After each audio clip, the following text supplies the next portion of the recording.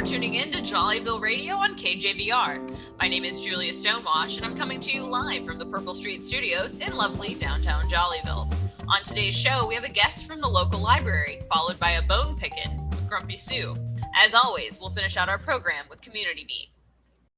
It's that time of year again. Time to get your library card. With us to celebrate and get the word out is Jollyville Memorial Public Library's own Maya Wolf. Maya, thank you for joining us. Thank you so much, Julia. Yes, here at Jollyville Memorial Public Library, located on Duval Road, we're ready to help you open up a world of possibilities without ever leaving Jollyville. So sign up today to get your free library card and explore our wide range of stories through print, film, music. That sounds wonderful. I always love a good book. Since you're with us, do you mind taking some calls from our listeners who are asking for book recommendations? Well, sure. I'm an open book.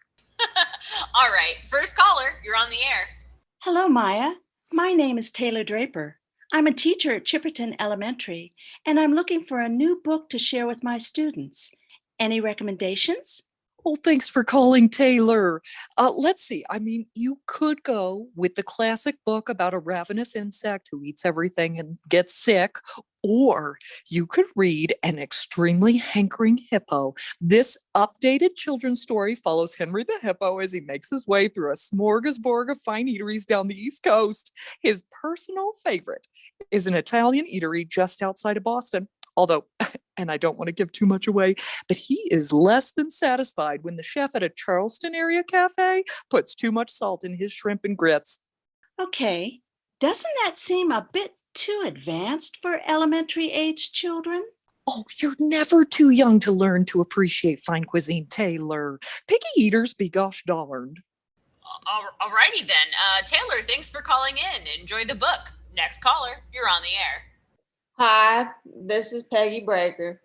I am looking for something easy to read, but whimsical and fictional. Any thoughts? Oh, good question. You could read the popular book series about a male child who does magic, fights against evil adults, or you could read Haley Cotter, the story of a young girl who learns she has a special set of skills that her adoptive family knows nothing about, but then is swept away into the world of those who also share her skills, telekinetic powers, and work to dismantle an evil empire who insist on using mind control to make everyone die-hard supporters of the long-lost art of basket weaving at the expense of everyone's freedoms. Nah, I'm not quite sure that's what I'm looking for. Oh no! Are you judging this book by its cover? Peggy, this may be the book that transforms your life. The world Haley goes to even has 4 cabins that will for sure spawn an entire future line of whimsical clothing and allegiance from devoted fans. Fine, I'll try it. Oh, that's the spirit. Julia, who else do we have on the line? Yes, hello. This is Stan. Nice to meet you, Maya Wolf. I'm calling because I'm looking for a gripping adult series that dives right into a fantasy epic and has lots of blood and guts. Ooh, I could recommend the popular book series about a couple families getting far too involved in a sport to try and secure some kingdoms that was later made into a wildly popular television series. But instead, I would lead you to the book called A Chorus of Earth and Air, which follows 3 families as they compete to lead not a kingdom, but instead the newest mission to Saturn. There's plenty of infighting, double crossing, fiery explosions, the ongoing struggle to sit in the coveted pewter cockpit. I must warn you, though, there are a lot of bad puns. This is not a book for children. Wow, that sure sounds interesting. Thank you. I'll have to look into it. You definitely should, and you should move quickly. I think this book is going to have a long list of holds. Okay. But what about you, Julia? What book would you like a recommendation on? I'm not sure, actually. I like a lot of different types of genres, and I tend to bounce around. I know that's not much to go on, but just any good books you'd recommend? I know just the thing for the reader who's overwhelmed with our numerous selection of books. It's time for the BookMaster 5000. Is that a spinner? Yes. When people are wishy-washy, I turn to the BookMaster 5000. Its moving circle has genres on it. Then once it lands on something, I pick a book from there.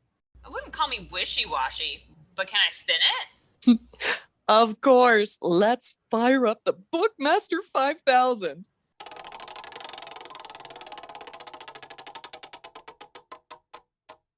It landed on the polka dotted one with a question mark on it.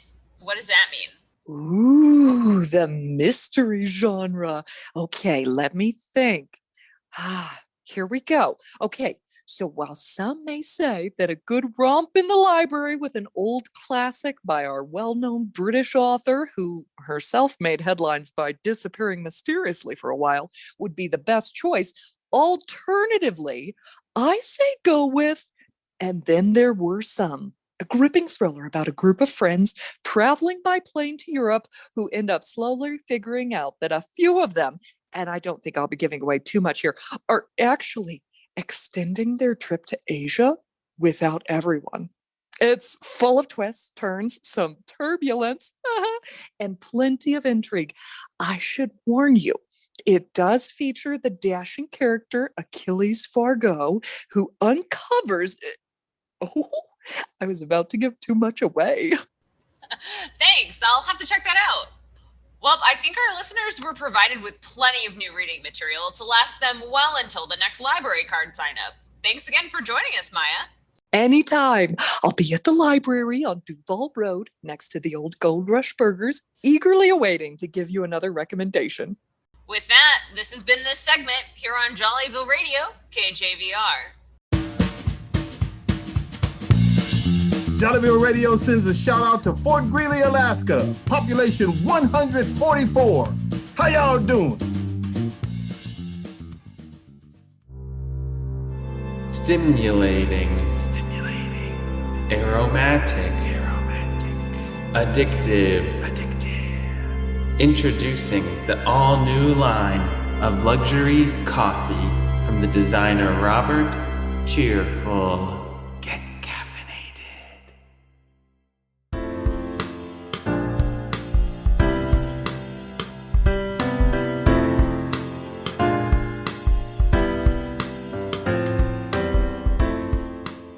All right, this is Michael McHugh, and you're listening to Jollyville Radio on KJVR.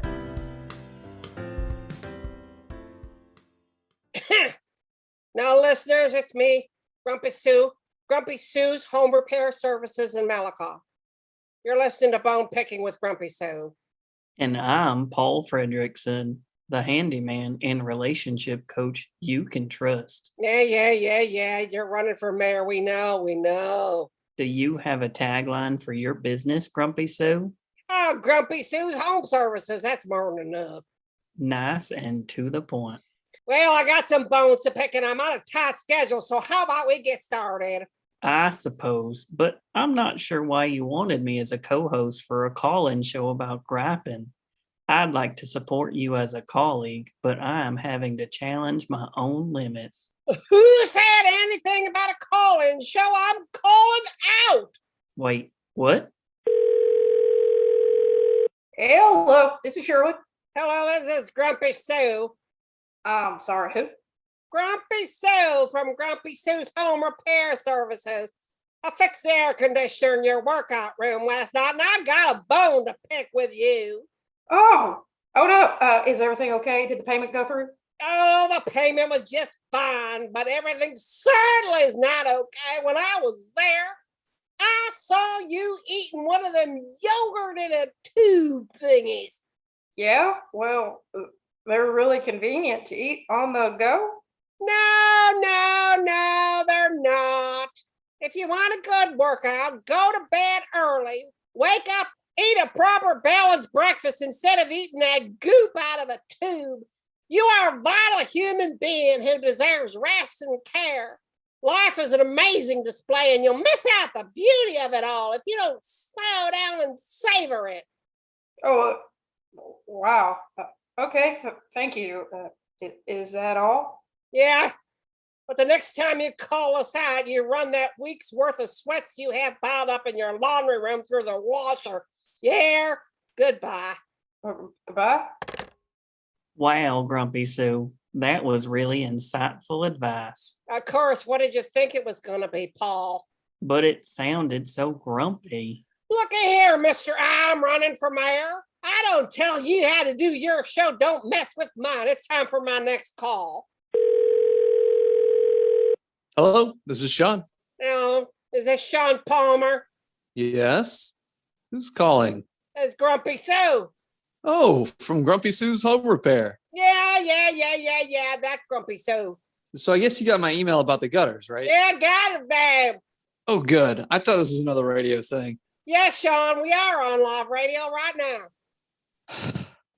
Okay. I have a bone to pick with you about your email address. Is it because I put my last name first? No. It's because your name was spelled out all in lowercase letters. Really? I think that's pretty standard. Well, I don't think so. You're a vital human being and you deserve to be capitalized like a proper noun. Oh, well, I mean, email isn't case sensitive, so... Exactly. That means you have the option to capitalize or not. Please, from now on, capitalize both your first and your last names and show yourself and the entire world the kind of dignity and respect that you deserve. Yeah. Okay. Thank you. Goodbye. Grumpy Sue, all of these bone pickings seem encouraging and yet intimidating at the same time. Listen here, Paul, I asked you here for a reason. And that's because I got a bone to pick with you too. With me? Yeah, Mr. I'm running for mayor. What's on your mind, Grumpy Sue? Well, 2 days ago, I was stopped at a red light on Duval Road. What pulls up next to me? But a lime green truck. I drive a lime green pickup truck. Oh, gracious, Paul, don't be so dense. I know that. So I roll down my window next to the lime green pickup truck, and I'm waving and hitting and hollering and trying to get your attention. I don't think I was on Duval Road 2 days ago. Oh, Paul, dear, may I continue? So anyway, I got the window rolled down, and I'm tooting my horn, and there's some woman I've never seen in my entire life. My word, Paul, I thought she went and done stole your truck. So this gal says to me, "Oh, you must know Paul." And I said to her, "Yes, of course I know Paul. Who doesn't know Paul? He's been running for mayor since you were in daycare, sweetheart. And you, Missy, are in his truck." And she says, "No, this is my truck." And I said, "Who?" And then she says, "Paul, Frederickson, and I are the only ones in Jollyville who have lime green pickup trucks." And then she says, "Ooh, this happens all the time." Yes, people have thought I was Katie.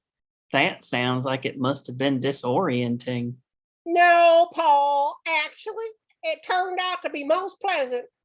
Now, Katie is a new friend. I do have friends, you know, Paul. And we're going to have ourselves a little brunch date tomorrow. Okay, so why did you bring it up? Because, Paul, I was so very excited to see you. You know you're the only one I'll vote for. And it turned out not to be you. I got my expectations all raised sky high, so of course it made me grumpy. Even more grumpier than my usual grumpy. Oh, well, that's very sweet of you, Grumpy Sue. Well, all right, listeners, that's the show for today. You've been listening to Bone Picking with Grumpy Sue. No, Frankie, I don't need no outro music. We can go right into Community Beat. That always warms the cockles in my fuzzy little heart. What? What do you mean a transition? Well, if you want to, you can play that jingle from the Happy Feller with his imaginary friends. And yeah, you up there in the control room, pull up your socks and turn that dag-nab baseball cap around. The visors are supposed to be worn in the front. Hi, we're Owe Antonio and his imaginary friends, and you're listening to Jollyville Radio, KJVR.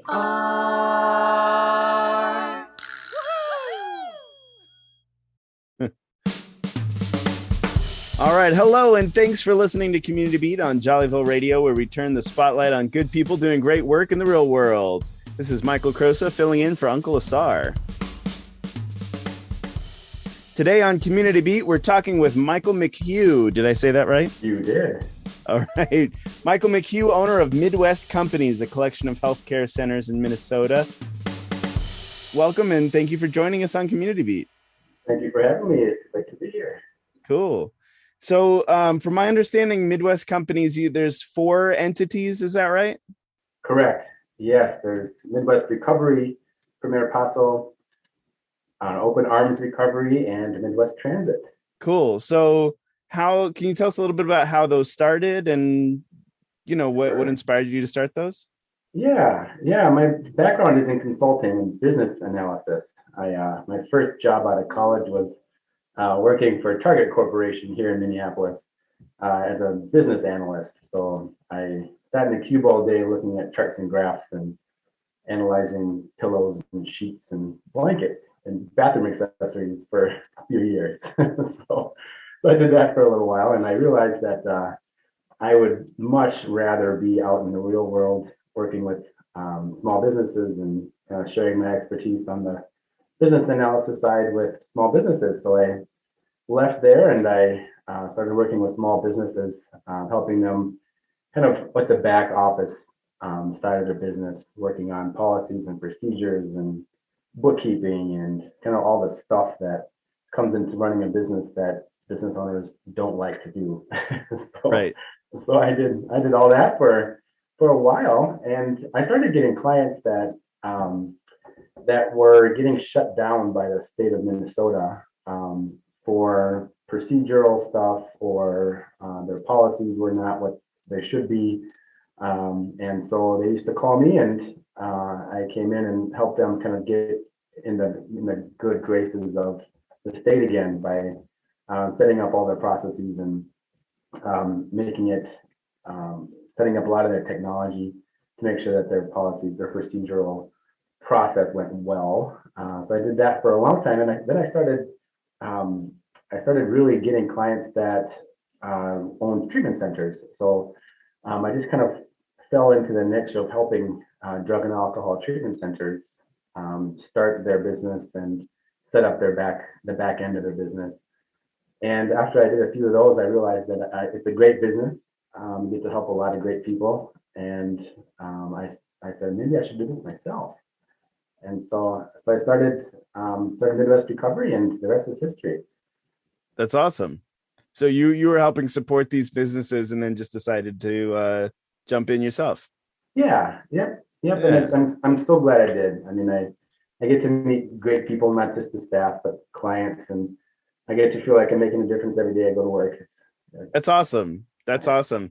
And so our mutual connection, Bob Don, was telling me a story about how there was a lack of like some medical transport, and that a lot of the other, at least the way that he told the story, and then I'll see if this matches your insight. A lot of the other medical providers were trying to focus on like some public transportation stuff and all that, and then you just kind of jumped in and were like, no, let's just make a medical transport company.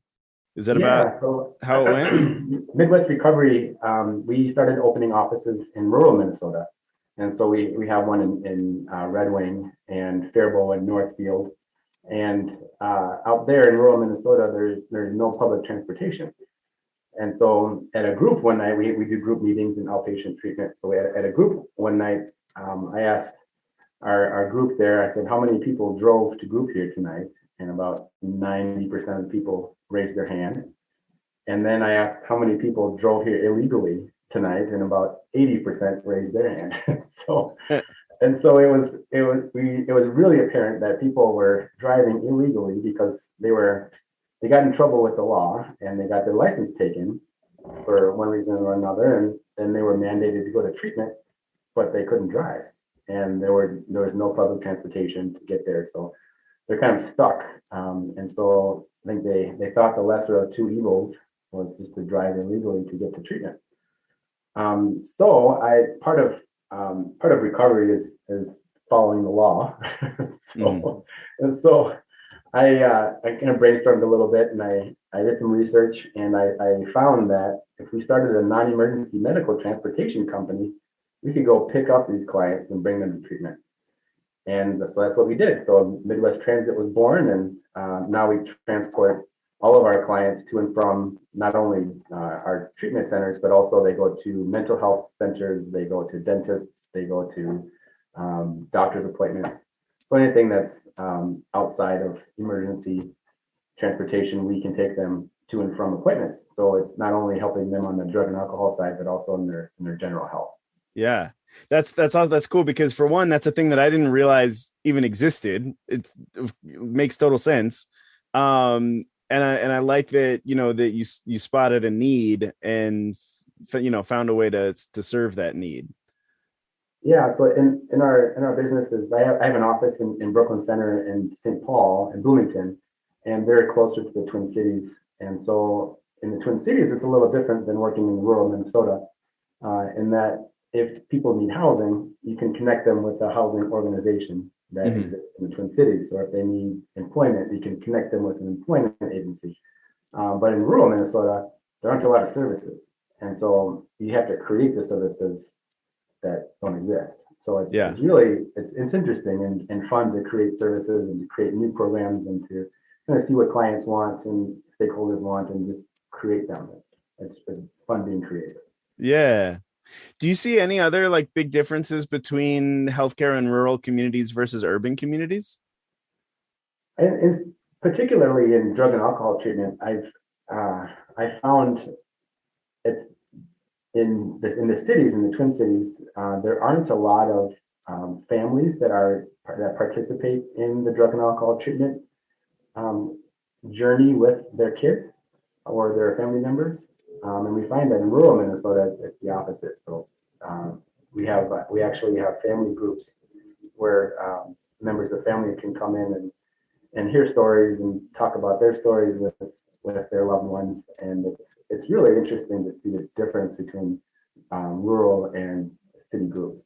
That's cool. And one of the things that we always like to ask people is, do you have any favorite stories that you like to hang on to and remember as, an example of a really cool moment in your work? Well, it happens every day. It's for me, we just opened a residential facility, our first residential facility a couple of weeks ago in Northfield. And for me, it's really fun to sit down with the guys that live there and just talk. It's the best part of my job is to just be, just to have an opportunity just to sit with the clients and really kind of, that's why you do what you do, because they're in a safe place. They're out of their old environment. They're in a place where they are safe, where they can feel safe to express themselves. They have food and a place to sleep, which is, it's really fun. And also we're hiring new employees there, and it's, for me, I really want to do that undercover boss episode. that would be really amazing, but we're too small for that, because I don't have an office anywhere really, my own personal office. So I kind of float from facility to facility, and I sit at the front desk. And so I sit at the administration desk talking to clients and talking to staff and just kind of listening and being part of the organization. And it's really fun to kind of see how the clients and the staff interact. And if I had my own office, I would be stuck behind a door, and I don't feel like I would be part of the process. If somebody was trying to find a way to make a difference in their own community, or maybe were nervous about trying to take big steps, what kind of advice would you give them? On the business side, or the drug and alcohol side, or both? Or? I guess any, open-ended. Yeah, on the business side, I think that taking risks, I think, is a must. I mean, if you're going to start a business, it's that action in itself is a risk. But then also once you start, what I've likened myself, because I expand, I offer these services, and I kind of jump headfirst into things. I kind of liken that to a toddler kind of learning how to walk. Okay. And they always lead with their heads, and their feet are trying to catch up with them. That's how I feel when I'm starting new things. And as a business owner, or if you're looking at starting a business, you're going to feel that for a while. Right? you just kind of you're catching up with your ideas. You're trying to catch up. So that's kind of the advice that I give. And you're never going to feel really comfortable in doing what you're doing, or you're not being inspired to do more. And on the drug and alcohol side, I think that there are so many people that are in need of help or in need of just somebody to talk to. Just to be an ear or be somebody that they can talk to, they feel open enough, you don't judge. I think that's the first step that you can do to become part of the community, and especially the recovery community, is just to listen. That's awesome. I like that. I appreciate that. Well, cool, man. If people want to find out more about you or the work you're doing, where can we find you on the web? It's midwestrecovery.org. All right. Well, Michael McHugh, thank you so much for coming on Community Beat. It's been great to have you. Thank you for having me. It's been a pleasure. For KJVR in Jollyville, this is Michael Crosa filling in for Uncle Asar, encouraging you to get out there and make a difference. Cheers.